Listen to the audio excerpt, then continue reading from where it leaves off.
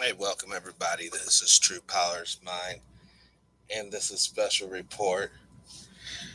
I'm just want to touch on what's been going on lately with the UFO above our planet. Let me get this a little bit better. I like a full, as much screen as we can possibly get, huh? All right. So let's see what's going on. Gigantic object spotted towering over Earth from International Space Station. NASA live feed is cut. A bizarre blue object has been spotted hovering over Earth on a NASA live feed from the International Space Station. Before the footage was mysteriously cut, mysterious object seems to appear above the planet. The glowing object, which appears bluish in hue with a white center, can be seen in the background of NASA's live feed. As the camera zooms in, the alarming size of it becomes clearer as it towers over the planet. Bright blue gas. Now, let me tell you and explain to you what a lot of people are going to try to point out. And you know what? When you really kind of look at the film a little bit more, you may see this to be as true. But I'm going to try to get John Lear on, and we're going to talk about this and see what his thoughts are. But this area right here is like the glare from the glass or plastic compounds of the glass, and it's reflecting to cause this visual effect. Okay.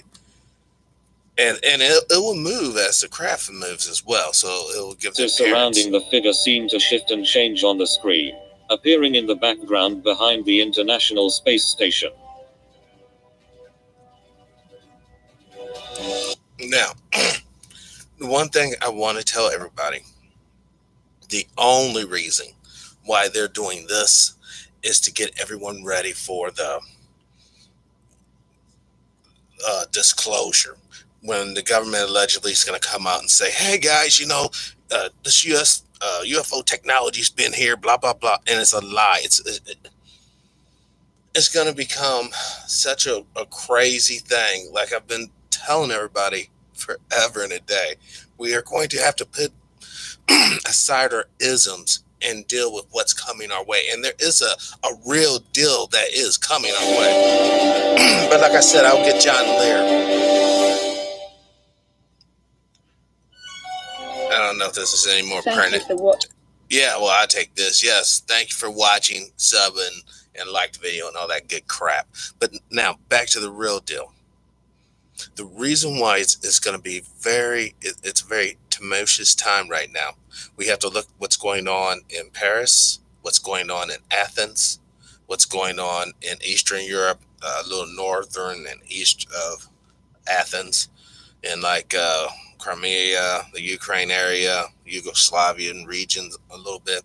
Look at the far northern European continent. You're going to notice massive military exercises going on. And then we look east of that, where we're going to notice tensions yet again. And I think the story should be coming out in the next couple of days about Pakistan and India once again flaring up, and not to mention the South China Seas. So, in a nutshell, we got all this happening, and won't an alien scenario really playing good when that economic collapse? It's like economic collapse, social disintegration, alien disclosure. I mean, all we're going to need is, say, Ebola take over some, I don't know, city, and it would be like a nightmare scenario. The thing is going like this, folks. There's so many different groups out here. All right. There's so many, you can't just say it's the Jews, or it's the Satanists, or it's the Freemasons, or it's the Knights of Malta, or the Jesuits, or this or that or the other. It's not. All right. There's just two type of people on when we're dealing with power and structure that really basically boils down to good people and bad people. Now, bad people can come dressed as good people, the priest, the teacher, the cop, the whatever. But essentially, they're still a bad motherfucker. Excuse my French, I'm a little tired. But the thing is, the point I'm trying to get out tonight is, do not be surprised when we have more of these alien type stories hit the media, because that is suppressing the reality that Europe is disintegrating. Merkel is leaving the government of Germany, so it will totally fall far right. And when I mean far right, that's a code word. If you don't know what that word means, look at some of my past shows. And we're going to see amalgamation of forces come against the so-called United States of America. They're putting us out to dry, kids. That's why the UK is, they're not so much waffling, they're giving the appearance of waffling on the whole BritX issue. There's more at play as the migrants from the south, and look at the play here. Look at the play. The migrants from the southern hemisphere is coming to the northern hemisphere of the planet on both continents. Because when you really look at the Earth, there's really only 4 kind of continents: Australia, Antarctica, and then you have the old world, and let's just say the new world. All right, the big land masses that have been drawn up into geopolitical regions, and we call them continents. Say Africa, India, and all that good stuff. Well, this perfect storm, as it were, it has been told to us that this was going to happen by several different sources. And now the more that I learn and understand about other religions and their basically end time prophecies or whatnot, then you can really see why this is all coming to fruition now. All right.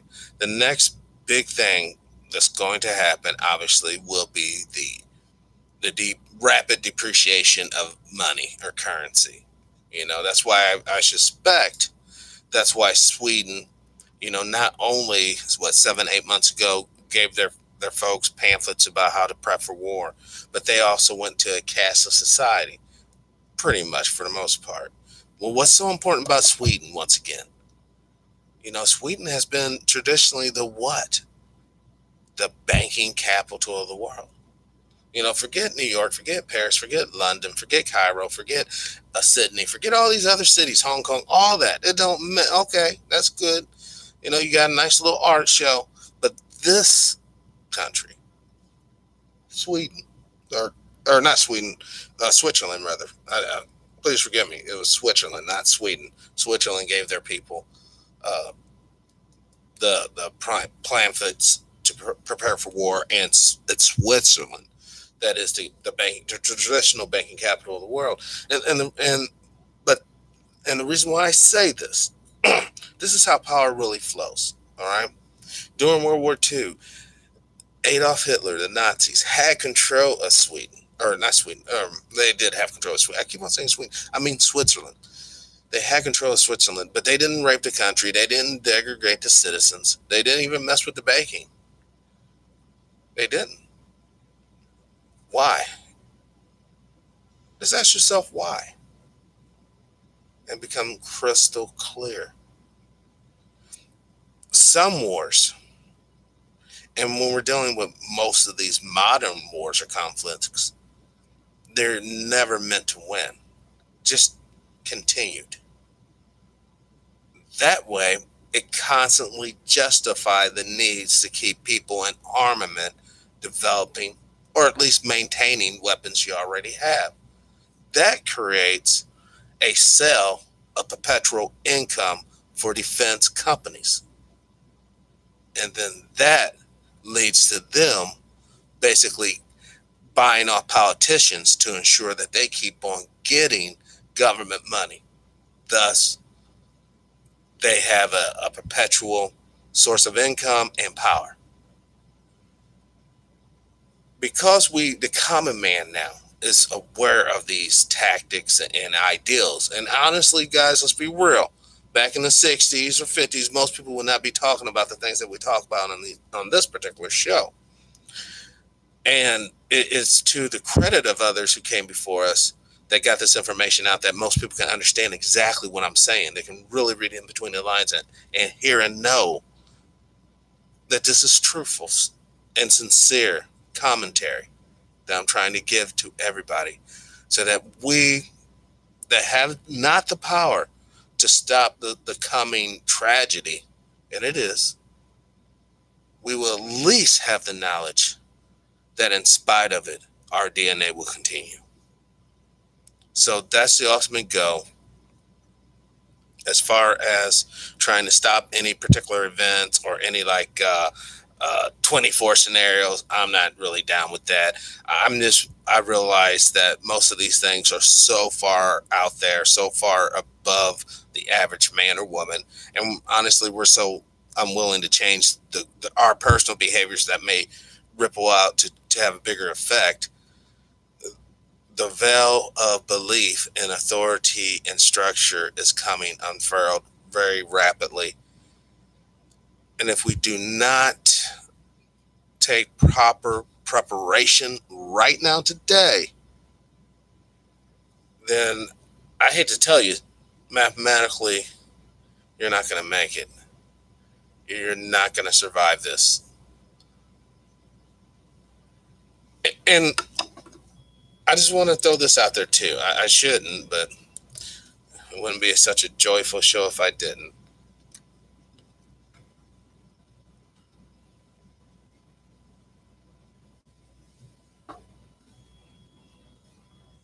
Hold on. We got the filmmakers of Lord of the Rings. We're gonna do the Lord of the Rings bit. You can see that, but I'm not gonna bore you guys with the audio because, believe it or not, I actually listen to this stuff myself. So let's I should be about done now. Oh no. See, this is why I hate YouTube. Oh no. And then it took me to the wrong damn video.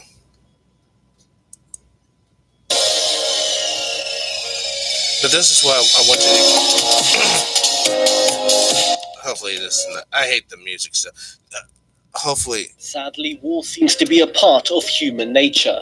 There hasn't been a time in history where war didn't exist, meaning weapons are becoming more deadly and advanced every decade. One of the most destructive forces used in war is biological warfare. Biological weapons have the power to wipe out thousands of people without the enemy even being nearby. Hard to control, it causes not just innocent lives to be lost, but huge impacts on a country's resources and infrastructure. Now, with that being said, what he just said, resource and infrastructure, because Joe Judge showed us the other night, that just your life is just a resource for the nation, which is more of a national security issue. A handheld suitcase with several canisters or whatever biological agent or ballistic missile shot from some unknown location from around the world, which would have the potential to really devastate a nation. And if you say nuclear weapons, it would be the biological factor, because on a couple planes, the amount of attackers, minimum. Even if a nation orchestrated an attack with, say, 700 people, 700 individuals, and they all have canisters that maybe have, I don't know, let's say 3 canisters with 100,000 lethal doses each. Now that's 300,000 per 700 people. Talk about like 21 million people could potentially be affected. And the thing is here, guys, and that's just like some, I just made that up right now off the cuff, But, there's obviously people sitting in places right now thinking of these scenarios and the countermeasures. How can I say this without sounding totally and utterly hopeless? Freedom's dead because of the fact that people who will destroy us has put the people who are supposedly leading the republic into a state of fear, thus paralyzing rational and logical thinking. Because, when it comes right down to it, when it's your life on the line, suddenly you can start breaking laws. You can start stealing cars. You can start stealing food. You can start lying because, if your little mission isn't, completed or whatever, you die or whatever, then you can put any type of scenario on there if you want. But the overall concept is, once you feel that it's a life or death deal, all the laws go, and that's where our humanity needs to be above all that. And part of one's humanity is obviously your sense of loyalty. Now, one could argue we're coming out of a system of governance, that just like people coming out of the Middle Ages, out of medieval situations, the feudal system, we're going to have to develop a new social structure in which rewards and punishments are doled out on a fair and consistent basis. Because right now it seems like, it's not too fair, and it's not really that consistent when you look at various cases that are going on. For instance, my wife was telling me about a case where a young lady was kidnapped, forced to be a sex worker, and she was in a position where she killed one of the people who was buying that service from the cartel or the mob or the gang or whatever was running the situation. And she ends up going to jail. Now I'm going to find out her name. I'm going to research her story, and then I'm going to put together a show about that, because I feel that's extremely important.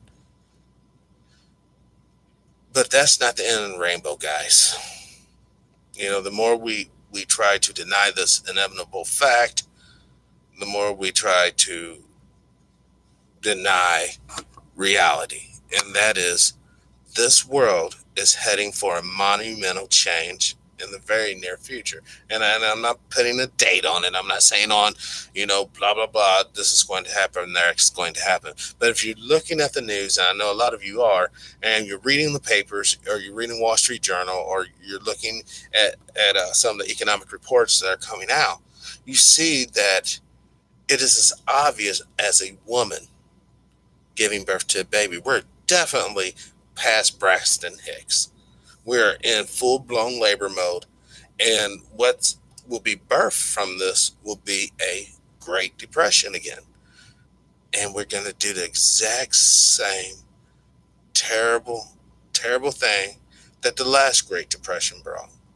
The last Great Depression, at the end of the day, was the catalyst that ensured fascism would take hold in Europe. And you call it Nazism or whatever else, but it's really fascist. That's where we're headed to.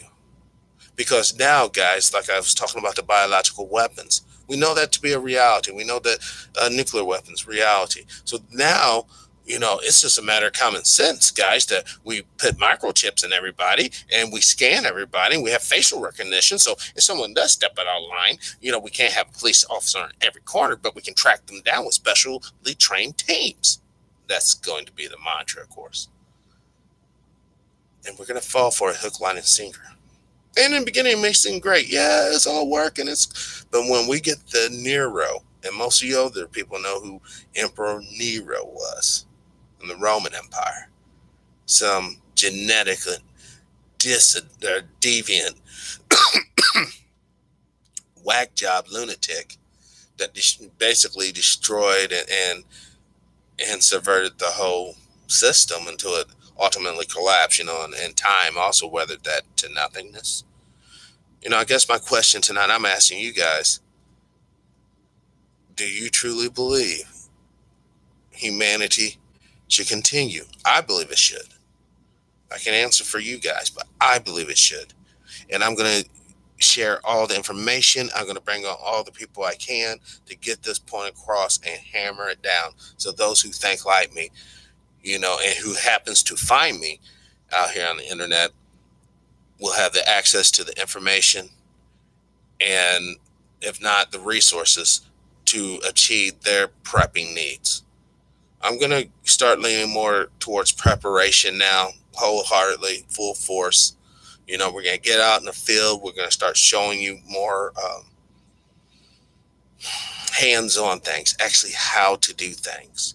Not just merely say them, but to show you and demonstrate, how feasible this is, and how practical, for a number of reasons. Most people are living in an area where some sort of natural disaster will occur during their lifetime, whether it's a blizzard, an earthquake, tornado, hurricane, maybe even a volcano, definitely earthquakes, maybe a tsunami or two. And after the devastation, you're going to have to know how to do certain basic things, just to, just to survive. And people who say that you can't, you can distill any water, I'm here to tell you. And we're going to show you how. I'm going to get the parts from the, you know what? Let me go on the record right now. It is 12/9/2018. I will go to the hardware store and I'm going to buy all the different pieces we'll need for this project. And I'm going to give you the price of it. And it's going to be a portable distilling system that you can throw it in your backpack. I'm going to set the criteria. I want it to be under, you won't be able to put it in the backpack. I take that back. I mean, you could if you want to somehow do something with, but you'll be able to fit it all in a 5-gallon bucket. I will make it like that. You will be able to fit it all in a 5-gallon bucket. And of course, you would actually have to, anyhow. Yes, this will be cool. So, I'll try to have that out before the end of this year. It'll be a weekend project. I'm already seeing it in my head. I already see how to put it together, and then we're gonna go ahead and test her out. So we can, and I'm gonna show you all the different bins, or if I have to talk to people in the store to get the bins I need, I'm gonna show you exactly how to do this, because I'm just thinking, without water, you're going to be in a very, very sorry situation. So water, obviously air, but that's going to be with gas masks and other filtration devices. Maybe show you how to turn a closet into like a multi-person air room that, has a source of air filtered, have a zipper, plastic that you can mount quickly. Now, some of that stuff, unless you have gas masks that's lying around, it's going to take time for you to prepare, whether it be 30 minutes, 20 minutes to put it all together. Hopefully you have that type of time. But what else can I say? All I can say is the signs to be looking for, obviously, is if this political unrest in Europe actually escalates with the yellow vest and I guess the Greek nationalist, far-right nationalist movement grows, unites, and blossoms. That's when I was talking about a few weeks, basically Europe, Asia, and Russia, or Europe, the European Union, China, the Communist Chinese government, along with the Koreans, and Russia, and whatever Middle Eastern assets they may unite together, and a couple of South American countries will all come against America, the United States. And I'm telling you right now, with the way there's lasers out there, a lot of the Trident missiles and a lot of capabilities like that will be neutralized, and then the ships themselves will be neutralized. So the thing is, we have to prepare. We got to prepare for this thing. And that's, I want to do just a little bit more with this biological, just show you some, I guess, the effects to really drive this thing home. All reasons why biological warfare is extremely effective, but also extremely wrong. Here are 5 of the worst biological weapons in the world. We would like to give a big shout out to viewer Cyclops Turtle, famously distributed smallpox-infected blankets to the Native Americans, which spread through their tribes like wildfire, killing many. Smallpox is caused by the variola virus. The most common form of the disease has a 30% mortality rate. Signs of smallpox includes high fevers, body aches, and a rash that develops from a fluid-filled bumps and scabs to permanent pitted scars. The disease predominantly spreads through direct contact with an infected person's skin or bodily fluids, but can also be spread through the air in closed, confined environments. The CDC classifies smallpox as a Category A biological weapon due to its high mortality rate and the fact that it can be transmitted through the air. While a smallpox vaccine exists, typically only medical and military personnel undergo vaccination, meaning the rest of the population is very much at risk if smallpox were unleashed as a weapon. How might the virus be released? Probably in aerosol form, or even in the old-fashioned way by sending an infected individual directly into the target area. Number 4. Anthrax. Anthrax spores were first tested as a biological warfare agent by Unit 731 of the Japanese Kwantung Army in Manchuria during the 1930s. Some of this testing involved intentional infection of prisoners of war, thousands of whom died. During the fall of 2001, letters containing a curious white powder began turning up at US Senate offices and media outlets. When word spread that the envelopes contained the spores of anthrax, panic ensued. The anthrax letter attacks infected 22 people and killed 5. 7 years later, the FBI finally narrowed down its investigation to government anthrax scientist Bruce Ivans, who committed suicide before the case could be closed. The most deadly form is inhalation anthrax, when the spores travel to the lungs and then the immune cells carry them to the lymph nodes. Here the spores multiply and release toxins that result in such symptoms as fever, respiratory problems, fatigue, muscle aches, enlarged lymph nodes, nausea, vomiting, diarrhea, and black ulcers. Inhalation anthrax carries the highest mortality rate of 100%. This figure drops to 75% with medical treatment. Although a vaccine does exist, mass vaccination would only become viable if mass exposure occurred. Number 3. Ebola. The recent outbreak of Ebola has shown just how deadly this virus is. With a mortality rate of 60 to 90% and no real cure for it, a mass-spread Ebola outbreak can even mean the end of mankind. Luckily for us, it spreads through the blood and other bodily fluids, so can be quarantined easily if given the correct equipment. However, by early 1990s, the Soviet Union managed to create a weaponized aerosol form of the virus, meaning it can spread through the air.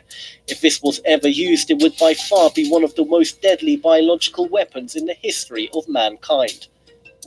Number 2. Botulinum toxin. If the air you just inhaled contained botulinum toxin, you'd have no way of knowing. In weaponized airborne form, the deadly bacteria would be completely colorless and odorless. However, between 12 to 36 hours later, the first signs of botulism would begin to take hold: blurred vision, vomiting, and difficulty swallowing. At this point, your only hope would be a botulism antitoxin, and only if you could get your hands on it before the symptoms advanced much further. If untreated, paralysis begins to take hold, seizing up your muscles and finally, your respiratory system. Without respiratory support, botulinum can kill in 24 to 72 hours. For this reason, the organism's deadly toxin is a Category A biological weapon. With ventilators to work your lungs, the mortality rate plummets from 70% to 6%, but recovery takes time. This is because the toxin binds to the point where nerve endings and muscles meet, effectively cutting off the signal from the brain. To recover fully from a case of botulism, the patient actually has to grow new nerve endings, a process that takes several months. While a vaccine exists, concerns over effectiveness and side effects have plagued its development, so it's not widely used. Number 1. Chimera viruses. Plague, smallpox, anthrax, the world's deadliest biological agents aren't out to get you. Any harmful properties they possess are simply a byproduct of their evolution. But what happens when scientists tinker with the genetic makeup of these organisms? What kind of horrors may come to life when we add the human desire to wage war to their natural design? Unfortunately, the creation of such life forms isn't just from a page of a science fiction novel, it's already happening. Geneticists have already discovered the means to increase the lethality of such biological weapons as smallpox and anthrax by tweaking their genetic structure. By combining genes, scientists could theoretically create a virus that triggers 2 diseases at once. During the late 1980s, the Soviet Union's Chimera project studied the feasibility of combining smallpox and Ebola into one super virus. Other potential nightmare scenarios involve strains of viruses that require certain triggers, a stealth virus that would remain dormant for an extended period until triggered by a predetermined stimuli.